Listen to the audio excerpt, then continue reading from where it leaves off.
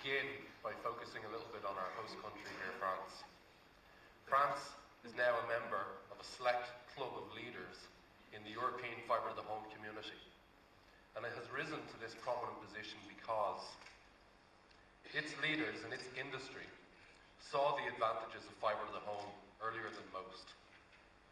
Because there was a vision of what can be achieved with the kind of capacity that only fibre can deliver. Because there was recognition of how important it will be for France to be amongst the world's digital leaders as we approach the third decade of this century. Because France knows that her children will need this fibre foundation in order to be able to compete successfully on a global digital stage. The leadership demonstrated by France and others have helped to ensure that this vision is seeping into the European Commission.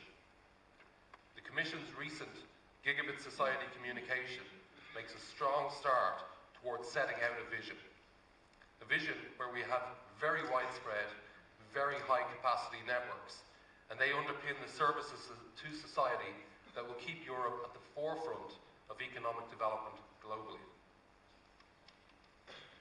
We've made huge progress in moving forward. However, there is more to do, which brings me to the points that I'd like to touch on today. Firstly, what is our vision as Fibre-to-the-Home Council for Europe for the future? Why is fibre the right infrastructure to achieve that vision?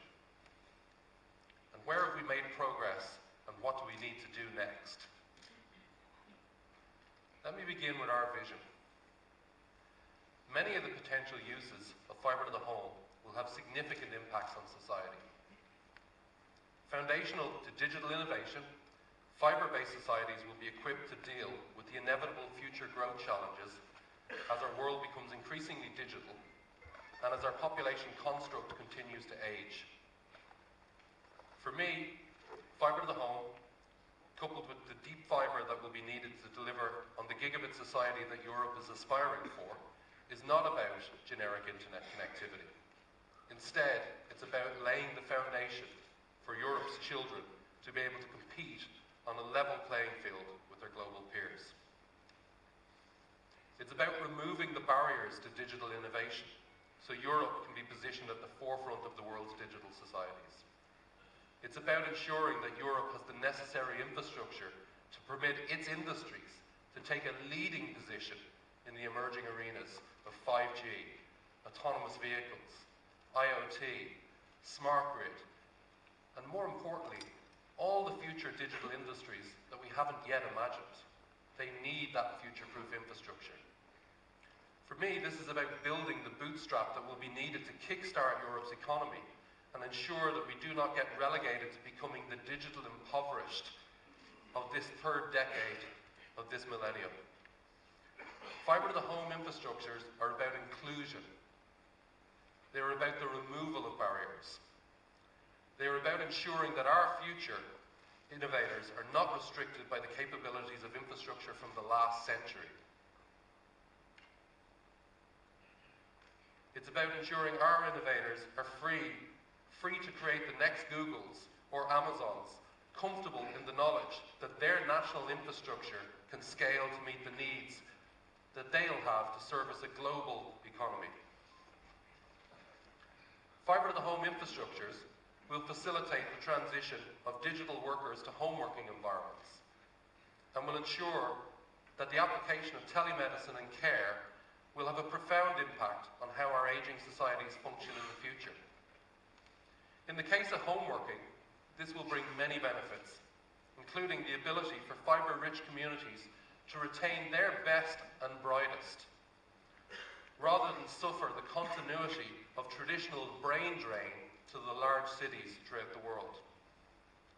And this has direct positive impacts, ranging from positive GDP growth in the regions, to increases in property prices, to relief in traffic congestion in our cities and towns, while in parallel allowing those that are faced with long commutes to claw back increasingly scarce personal time, while we all reduce our personal impact on the environment.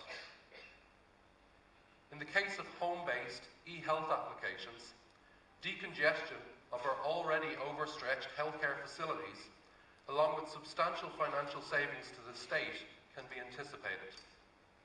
However, the largest benefits will be for the users of these new telemedicine and telecare services, permitted to remain safely within their community for much longer as a productive member of society. Quality of life will be substantially improved for all. In parallel, the duration of time spent in elderly care facilities per individual can be greatly reduced, easing the burden on already existing creaking resources, while in many cases providing greater preservation of personal wealth. In so many fibre-rich examples, the benefit accruing to society goes far beyond the direct economic benefits invested or identified by the investor community. As one of the main recipients, society in general will be the main beneficiary of the fibre networks being built. To this end, it is critically important that society's understanding of these benefits is increased and that society starts to demand change. If I look at the mid to long-term challenges facing Europe, over and above the challenges of our ageing population and the increased pressure that they place on our healthcare systems, environmental sustainability and lifting economic productivity must be core to all government strategies. Fibre-to-the-home networks can help to deliver or enable a significant part of the solution to each of these challenges. Fibre-to-the-home infrastructure has the capacity to transform public services like education and government services, but it relies on the enablement of the right infrastructure to deliver the appropriate services. The public sector is the perfect anchor tenant for such networks, but it needs to use its power to help move the market, and it can only do that by committing to the change that is needed.